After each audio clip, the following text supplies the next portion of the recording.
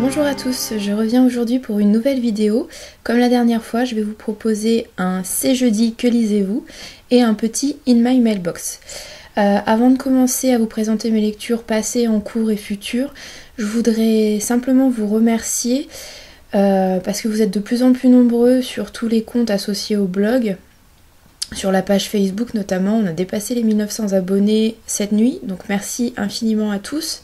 Sur cette chaîne YouTube, on est 930 abonnés, il me semble, aux dernières nouvelles, donc c'est super, je vous remercie infiniment. Et sur Twitter, c'est pareil, on est pas mal, je pense qu'on est presque à 1400 abonnés. Alors merci infiniment à tous. Je vous rappelle que le blog va fêter ses 8 ans le 4 juin prochain. Et pour cette occasion, j'ai envie de vous remercier en mettant en place un petit quelque chose. Donc déjà, il y aura le bon de 25 € sur Amazon. Je pense le séparer en deux peut-être, donc il y aura au moins 2 gagnants. Je pense prendre quelques petites choses aux Imaginales dans 2 semaines pour vous faire plaisir. Je sais pas encore quoi, je verrai selon les envies du moment. Et si jamais il y a certains auteurs, éditeurs, illustrateurs, que sais-je encore, qui ont envie de s'associer aux 8 ans du blog, et n'hésitez pas à me contacter, ce sera avec plaisir et je pense que les futurs participants seront très heureux s'il y a plusieurs lots en jeu. La dernière fois, je vous disais que j'allais commencer le premier tome de Wizards, de Diane Duane aux éditions Lumen, nouvelle maison d'édition. Les premiers titres, dont Wizard, sont sortis début mars, me semble-t-il.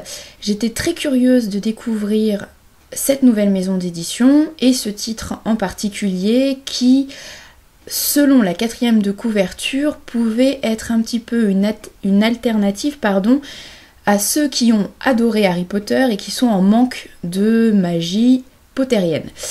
Donc voilà, j'étais très enthousiaste à l'idée de commencer cette lecture. J'avais vu énormément d'avis positifs, ou en tout cas beaucoup d'avis quand même très bons.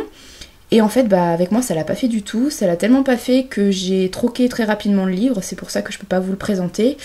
Je suis passée complètement à côté de cette histoire. Il y a des bonnes choses, mais c'est noyé sous tous les points négatifs que j'ai pu trouver. Ça commençait pourtant bien, j'appréciais bien la petite héroïne de 13 ans, toujours le nez dans les bouquins, un petit peu souffre-douleur de ses camarades.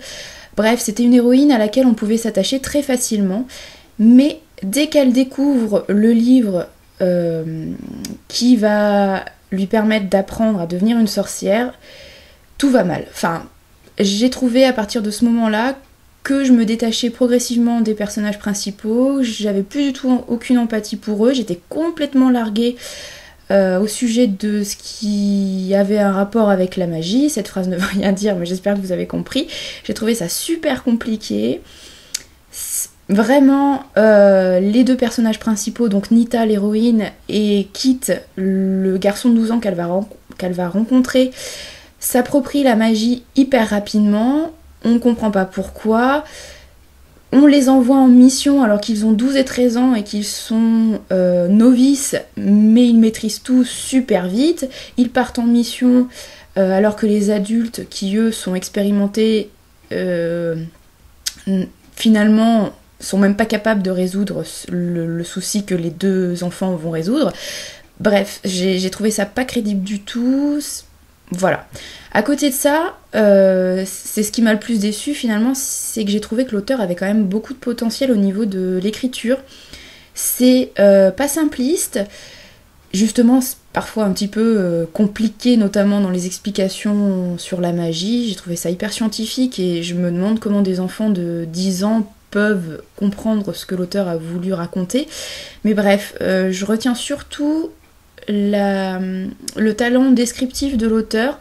Je trouvais qu'elle arrivait bien à mettre en place une atmosphère particulière, notamment dans la 2e partie, qui se déroule, je veux pas trop vous en dire, mais dans un monde parallèle qui est hyper sombre, et tous les objets animaux sont animés d'une conscience un peu humaine. Et ça j'ai bien aimé, j'ai vraiment réussi à m'imaginer les scènes qui étaient décrites et je me serais crue dans l'aventure. Donc là c'est le point positif. L'autre point sympathique, mais qui ne rattrape pas tout malheureusement, c'est le personnage un petit peu original et qui sort de nulle part, qui est Fred. Fred, c'est pas un humain, c'est pas un objet. Je vous en dis pas trop pour ceux qui ont envie de lire parce que je vais vous laisser la surprise, mais c'est un peu la bouffée d'air frais, le petit côté humoristique et qui amène un petit peu de légèreté à l'histoire. Voilà, mais c'est dommage, j'ai trouvé qu'il y avait de bonnes bases mais que c'était mal exploité. J'ai enchaîné sur un livre qui alors là m'a énormément plu, c'est Carabosse, la légende des 5 royaumes de Michel Honaker. Alors là, c'est une réécriture de La Belle au bois dormant et c'est surtout une réécriture qui va se placer avant l'histoire qu'on connaît de La Belle au bois dormant, avant la naissance d'Aurore, donc qui est La Belle au bois dormant pour ceux qui ne le savent pas, et surtout avant l'arrivée de la malédiction. J'ai vraiment beaucoup aimé le style de l'auteur, Michel Honaker, que je ne connaissais que de nom, je n'avais jamais rien lu de lui avant. J'ai trouvé que c'était très beau. Alors, c'est vrai que c'est pas mal descriptif et j'ai cru comprendre que certains lecteurs, enfin des lectrices notamment, trouvaient ça trop littéraire pour les jeunes enfants. Et en fait, moi, je suis pas du tout d'accord. Au contraire, je trouve que c'est super. Je trouve qu'on retourne vraiment à l'origine des contes. Quand j'étais petite, moi on me lisait des contes où j'en lisais moi-même, c'était au passé simple, il y avait beaucoup de descriptions, il y avait un vocabulaire assez désuet, et pourtant j'adorais ça parce que justement c'est cette forme littéraire qui me permettait vraiment de m'immerger dans le conte, de m'immerger dans ce monde particulier complètement différent de celui dans lequel je vivais. Et là j'ai retrouvé ça et je trouve ça super pour les enfants. Au niveau de l'intrigue, alors certes on connaît tous la fin de l'histoire de La Belle au bois dormant, mais là j'ai quand même suivi les 300 pages, 370 même, avec beaucoup d'intérêt, même si je savais comment ça allait terminer. J'ai pas eu de temps mort, je me suis pas ennuyée et j'ai beaucoup aimé la façon de faire de l'auteur, tout simplement. Donc dans la première partie, on voit tout ce qui s'est passé avant l'histoire qu'on connaît de La Belle au bois dormant, donc comment la malédiction est arrivée sur le royaume, de qui elle vient, donc de la fée Carabosse. J'ai vraiment beaucoup aimé cette partie, je pense que c'est celle que j'ai préférée. Et dans la deuxième, on suit donc un tout petit peu Aurore à l'approche de ses 18 ans. Donc on fait un saut dans le temps, on a une ellipse narrative entre les deux parties assez importante. Et surtout, on va suivre la fée Lila, une gentille fée, qui va essayer de trouver un prince, qui va essayer de trouver le prince qui va pouvoir réveiller la Belle au bois dormant. Elle va être accompagnée d'un nain qui va l'aider dans cette mission et évidemment elle va tomber sur le prince qu'elle n'imaginait pas. J'ai trouvé que le prince ressemblait beaucoup à Flynn Rider dans Réponse, donc disons que c'est un peu plus moderne entre guillemets, alors que la première partie je l'ai trouvée plus classique, vraiment plus proche des contes de fées, des premiers contes de fées, voilà. Bon, les deux parties m'ont plu, je trouve que c'est une réussite totale et le livre en lui-même est vraiment magnifique. Je l'ai dit dans mon avis, mais pour moi la couverture a un petit côté pré-raphaélite.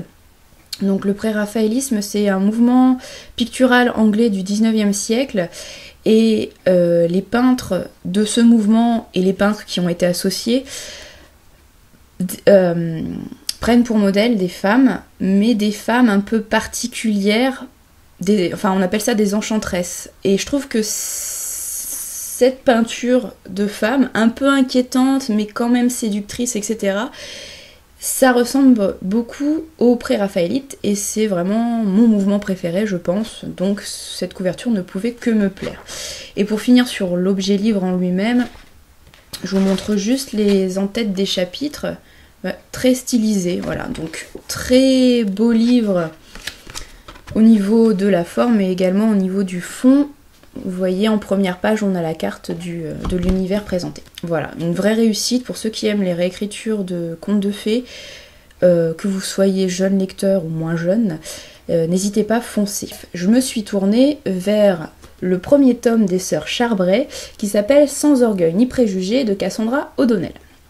Donc, c'est une romance historique, et il faut savoir que j'ai du mal avec les romances. Alors pourquoi j'ai quand même voulu lire ce livre?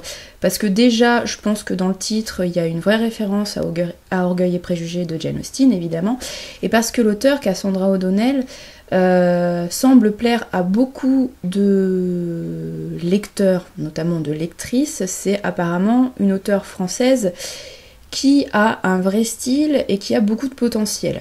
Alors, pourquoi j'aime pas les romances historiques? Parce que je trouve qu'on retrouve toujours les mêmes schémas narratifs et notamment les mêmes personnages, les mêmes stéréotypes. Voilà, je trouvais le mot. Donc les personnages stéréotypés de base et qu'on retrouve ici, c'est l'héroïne rebelle pour son époque, qui se dit indépendante, qui dit ne pas vouloir se marier, qui n'est pas attirée par la gente masculine, enfin pas vraiment, voilà, qui a envie de vivre sa vie. Donc là, l'héroïne est une scientifique, elle se débrouille très bien toute seule, elle est très indépendante, etc. Donc elle, un homme, ça ne lui servirait à rien. Mais malheureusement, dans la société du 19e siècle, je crois que ça se passe au 19e, une femme qui ne se marie pas, c'est quand même mal vu, surtout si elle s'occupe elle-même de la gestion de sa fortune et qu'elle a des activités scientifiques, ce qui n'était pas du tout bien vu pour une femme à l'époque. Donc, notre héroïne, qui s'appelle Morgana, elle a complètement abandonné l'idée du mariage, voilà, elle veut vivre sa vie, elle, de son côté. Les hommes, elle s'en fout. En face d'elle, on va avoir évidemment le BG, le beau gosse type, alors grand, fort, évidemment coureur de jupons jusqu'à ce qu'il rencontre évidemment la femme de sa vie qui est l'héroïne indépendante, un peu violent. Alors je sais pas ce que les filles trouvent aux héros qui ont un peu ce côté brutal. Et évidemment, dès que la demoiselle va se faire effleurer, il va lui toucher la main ou la joue par le beau mec un peu brutal, bah forcément elle va oublier toutes ses convictions passées. Même si elle ne va pas changer foncièrement de caractère et de façon d'être, ça va quand même pas mal jouer. Heureusement, dans ce livre-là, Morgana ne change pas complètement du tout au tout du jour au lendemain, donc ça va, ça reste assez supportable pour moi. Un peu macho et tout, vraiment pas ce qui me fait rêver, donc l'histoire d'amour en elle-même, bof.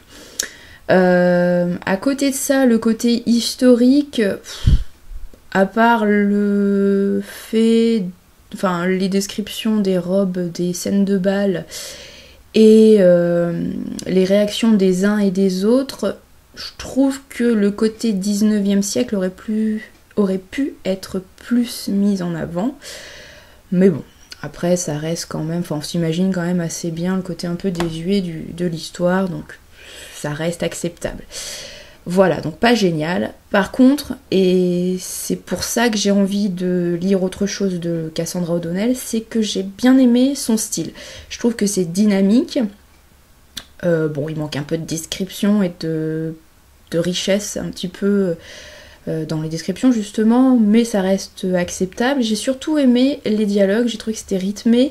Et puis... Dans ces livres-là, on peut toujours... dans les romances, on peut souvent reprocher les dialogues un peu creux, vraiment pour remplir les pages et qui n'apportent rien du tout à l'histoire. Là, j'ai trouvé que les répliques entre les deux personnages principaux, notamment, étaient assez percutantes. Voilà.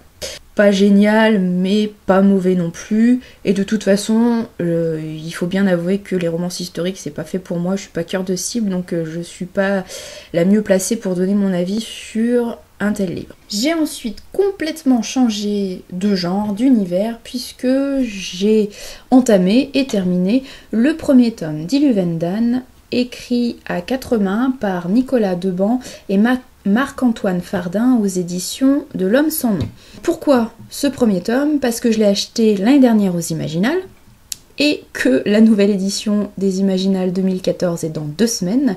Donc je voulais avoir lu ce livre pour pouvoir en parler à Nicolas Deban, l'auteur principal, en espérant qu'il soit là.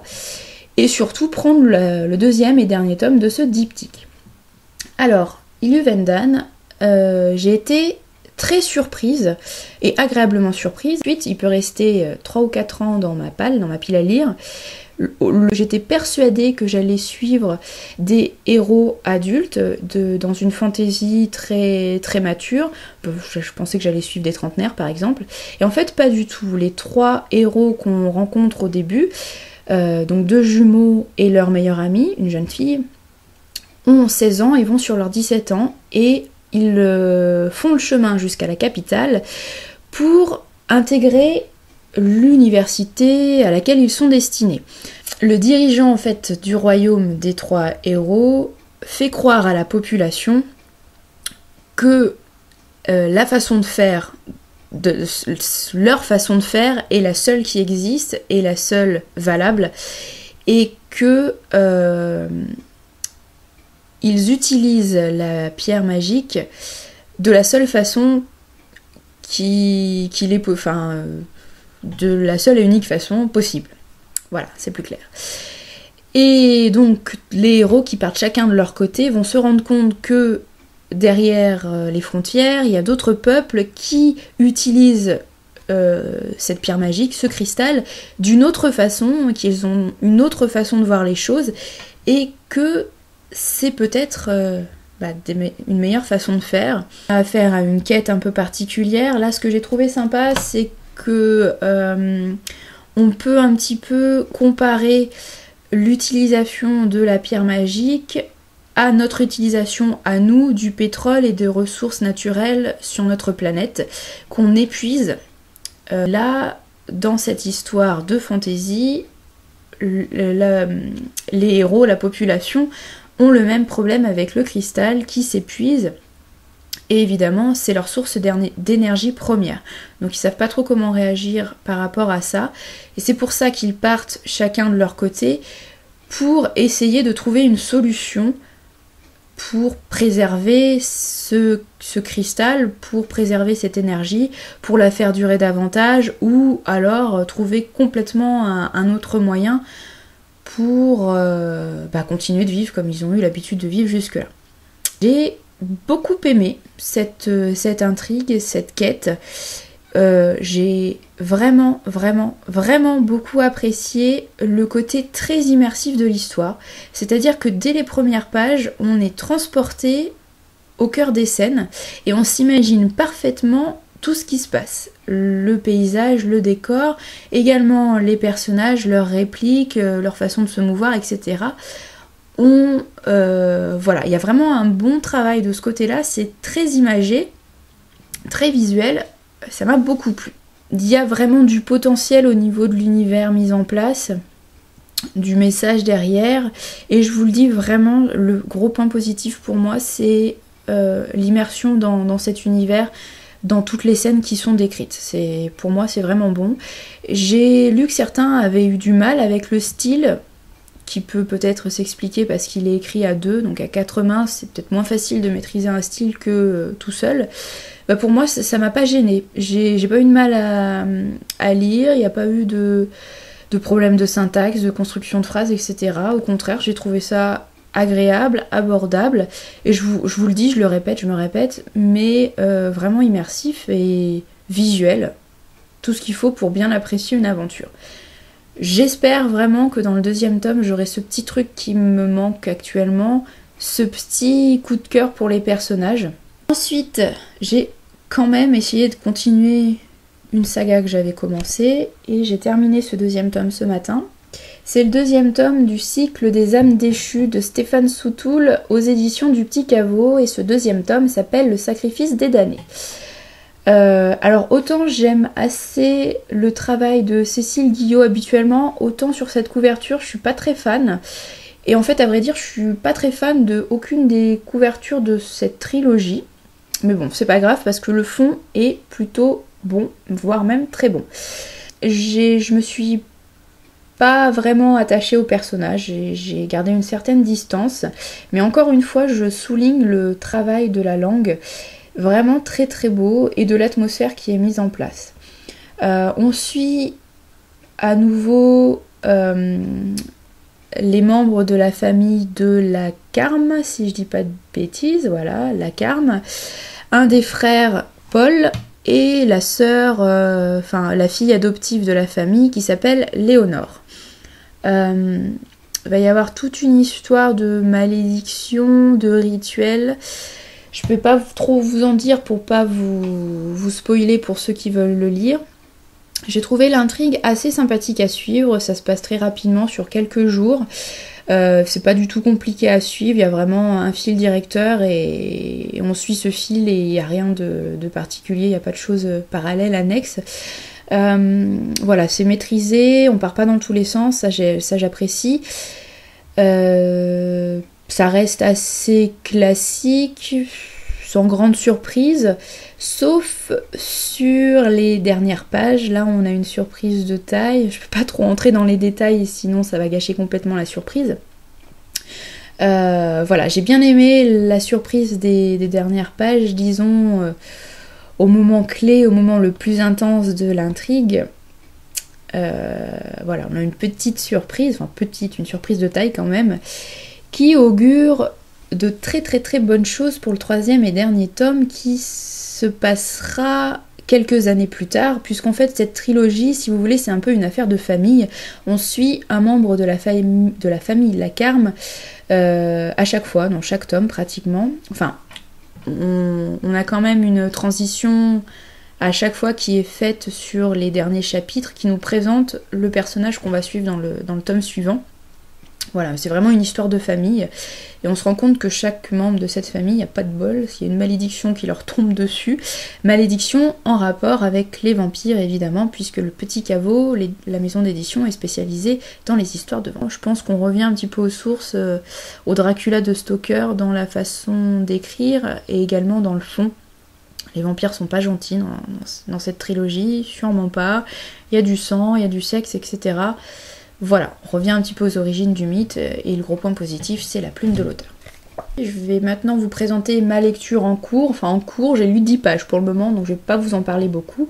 Je continue dans mes lectures en prévision des Imaginales dans 15 jours. Je me lance dans un recueil de nouvelles qui s'appelle Dernière semaine d'un reptile. C'est écrit par Franck Ferric et c'est publié aux éditions du Riez. Je sais jamais comment le dire. En format poche. On va suivre l'auteur de ces nouvelles justement, qui est un personnage un petit peu... c'est un peu un loser, pour le dire gentiment, qui vit dans un appartement pas super, qui a une vie pas géniale, qui a pas un job super, qui vient de se faire larguer... Bref, qui va nous raconter 8 nouvelles, je crois, c'est ça. 8 nouvelles fantastiques, fantasy et SF qui ont des thèmes assez proches, des thèmes mythologiques ou qui reprennent des légendes assez connues. La lecture que je souhaite faire ensuite, également pour les Imaginales, c'est Homo Vampiris de Fabien Clavel aux éditions Mnemos dans la collection poche, la collection qui s'appelle Hélios. Donc je suis très contente d'avoir reçu ce livre grâce à Babelio, puisque non seulement je vais pouvoir enfin découvrir la plume de Fabien Clavel, alors que j'avais déjà d'autres livres de lui dans ma bibliothèque mais je n'avais pas encore lu, et c'est aussi l'occasion pour moi de découvrir la collection poche Hélios, dont j'avais pas mal entendu parler ces derniers mois et j'avais jamais sauté le pas, donc là ça va être l'occasion. Là encore, on parle de vampires, mais ça va plutôt être un thriller, et un thriller très adulte. J'arrête ici le C'est jeudi que lisez-vous, et je passe au In My Mailbox. Je vais vous présenter très rapidement les derniers livres arrivés dans ma bibliothèque, derniers livres depuis la dernière vidéo. Donc j'ai récupéré pas mal de livres d'histoire de l'art dans le pilon de la bibliothèque, livres que j'ai essayé de retaper tant bien que mal, qui n'étaient pas trop en mauvais état. Donc j'ai récupéré des livres sur Delacroix, Monet, Manet, Degas, enfin pas mal de trucs, je vous les présente pas, j'ai fait des photos sur le blog, vous pouvez les trouver. Je vous en parlerai peut-être un jour, quand j'aurai le temps de les lire, peut-être pas en entier, mais en tout cas de les feuilleter un peu plus sérieusement.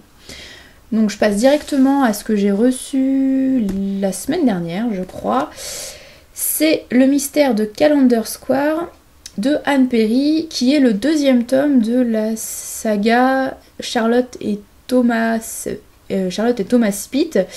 Le premier tome, c'est L'étrangleur de Cater Street, dont je vous ai parlé il n'y a pas très longtemps, et j'ai publié la chronique en début de semaine, me semble-t-il. Ouais, lundi soir, exactement.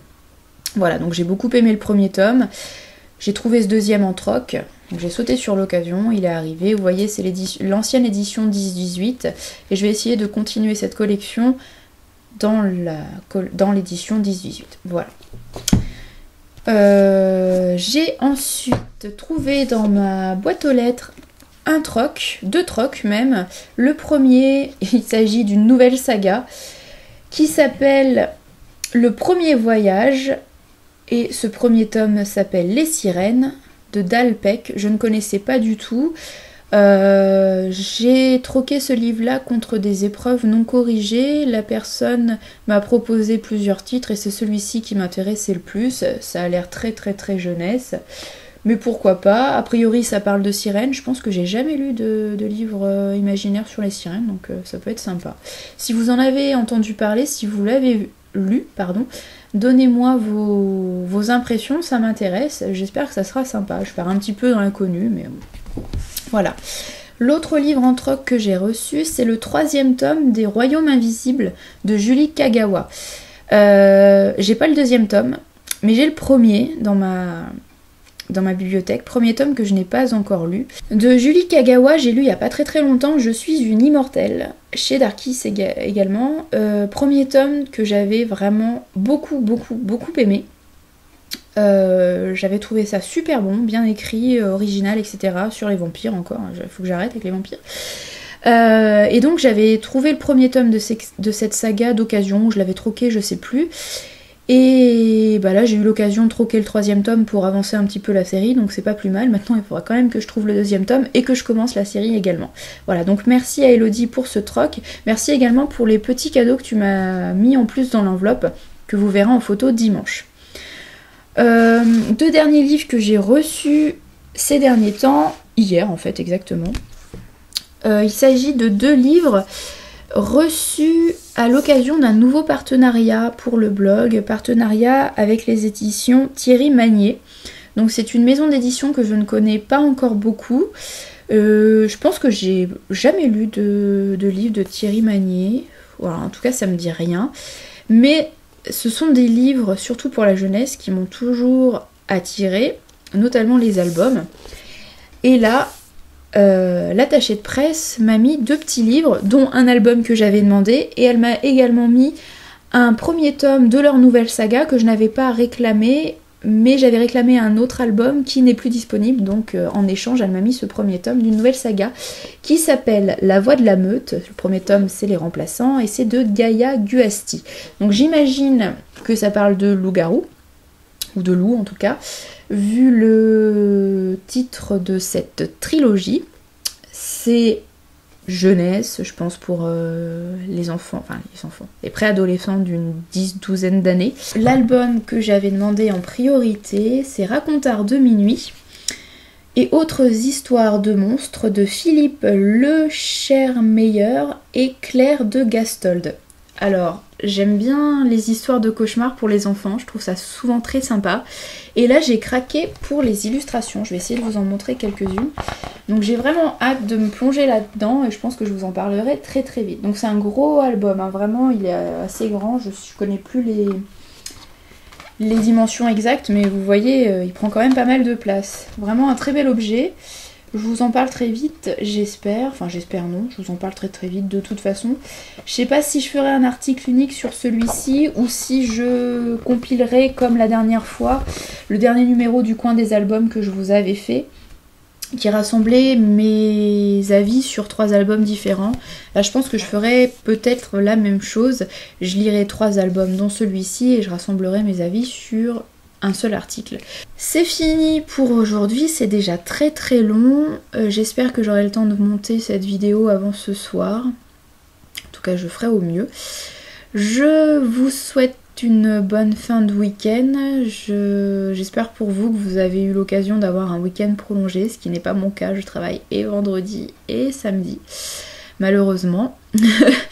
Donc j'espère que vous allez profiter de ces quelques jours de repos pour ceux qui en ont. Je vous souhaite de très très bonnes lectures et je vous dis à bientôt, je ne sais pas quand, peut-être après les Imaginales pour vous présenter ce que j'aurai acheté à l'occasion de ces 4 jours de festival qui à mon avis vont être assez intenses.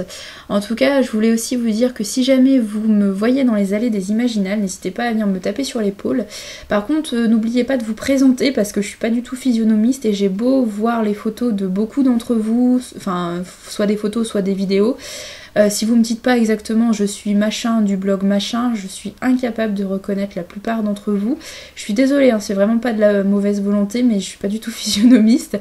Donc n'hésitez pas à venir me taper sur l'épaule, on pourra discuter, boire un café si on a le temps, si vous avez envie, etc. Mais voilà, ne prenez pas mal si je vous reconnais pas, je suis vraiment très très nulle pour ça. Je m'excuse à chaque fois, mais vraiment, je suis nulle de chez nulle pour reconnaître les gens. Parfois même, pour la petite anecdote, à la bibliothèque, il y a certains étudiants qui me demandent un truc, qui me demandent de faire une recherche de bouquin. Je leur parle pendant 5 minutes, ensuite ils retournent à leur place et quand j'ai trouvé le bouquin, je dois les retrouver dans la bibliothèque et je suis incapable de reconnaître la personne qui m'a demandé un renseignement. Donc des fois j'aborde d'autres étudiants qui me disent non mais je vous ai jamais rien demandé parce que je suis incapable de reconnaître les gens. Voilà, donc vraiment ne vous sentez pas vexés si je ne vous reconnais pas, je ne fais pas exprès. Mais n'hésitez pas à venir me parler, ce sera un plaisir. Je serai sur place du jeudi en début d'après-midi si mon TGV et mon TER n'ont pas de retard, ce que je n'espère pas, jusqu'au dimanche en début d'après-midi, me semble-t-il. Il faudra que je vérifie les horaires de mon train de retour. Voilà, je vous souhaite, et cette fois c'est bon, j'arrête, une bonne fin de semaine, de bonnes lectures et à très très vite. J'espère en voir beaucoup d'entre vous aux Imaginales.